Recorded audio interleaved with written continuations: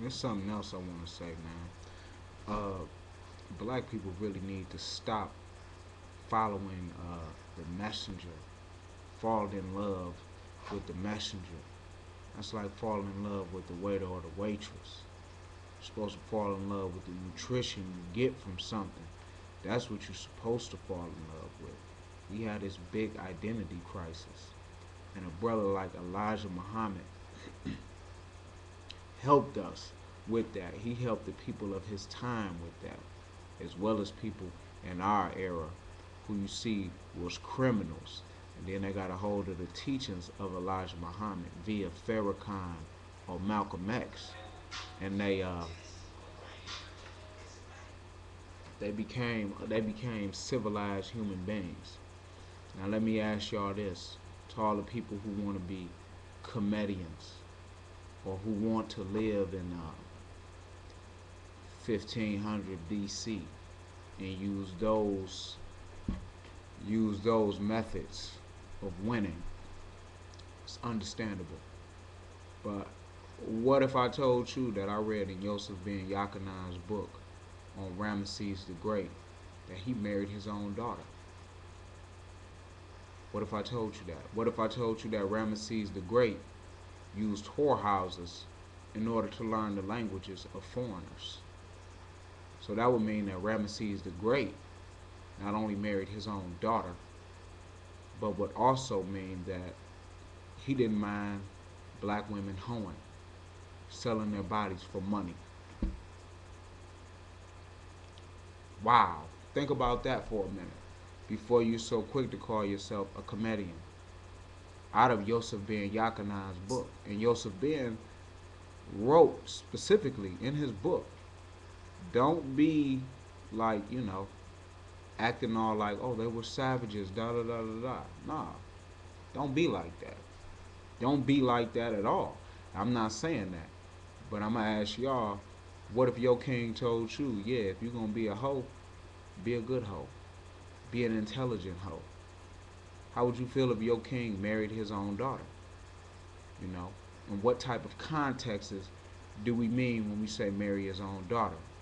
A lot of y'all will attack Islam because the prophet, who they consider the prophet, Muhammad, was marrying young girls. So y'all attack that. But if I say Ramesses married his own daughter, I'm pretty sure y'all looking crazy. And this is from Yosef Ben. He wrote a lot of books. A lot of y'all pick and choose what books you're going to read that he wrote. But he wrote a book on Ramesses, where he even say his real name, Ramesaru. It got a black cover on it. Somebody ganked me for my shit, but you can't get it. It's out here. And he say that.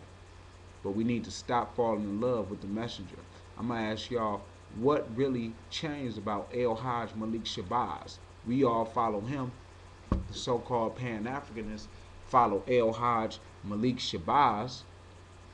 We want to talk bad about Farrakhan letting white people into the Nation of Islam, but when El Hajj Malik Shabazz come from his trip to Mecca, when he come back and say that he's going to stop calling the white man the devil, we don't say nothing about that. We don't say nothing about that.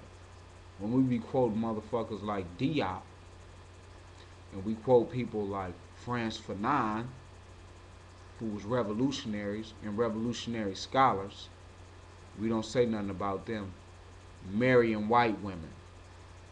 We don't say nothing about that. Why? Because their information is solid. We don't look at them personally, but we want to look at Elijah Muhammad as a person instead of his actions.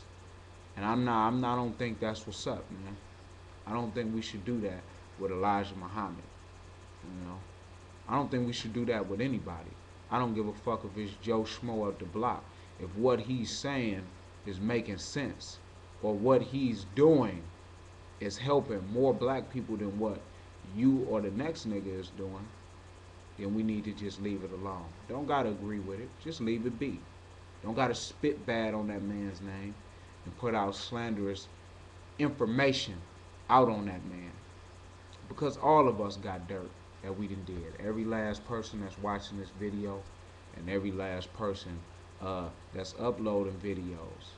I'm all for us propagandizing uh, black empowerment. I'm all for that.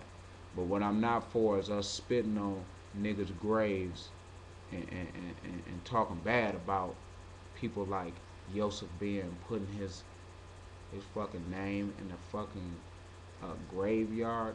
That shit is stupid, man. And that shit ain't cool. That's not what's up, man. What have we learned from reading about the COINTELPRO? About how all of this misinformation was precipitated to us to make us paranoid of each other and to make us beef with each other. Have we learned anything from that, man? Have we? For real. Learned anything? And I'm just going to say this to all the Pan-Africanists out here that might be watching this video who get caught up on dogma and belief systems. Let's say that some brothers in Africa did want to fuck with us. But what if they was Christians? Or what if they was Muslims? Would that stop you from fucking with them if they wanted to trade with us or give us a place to stay and set up shop in Africa, in the motherland? That don't make a lot of sense. You know what I'm saying? What does it really matter if they're Muslims or Christians? As long as they is down with other black people, they cousins, which is us, coming up and we helping them come up, what does it really matter, man? And what are we doing here to make them even look at us and say, you know what, them is some cool motherfuckers, we should let them over there? What is we doing here? Farrakhan go anywhere in Africa damn near and get love. Zimbabwe, wherever, get love.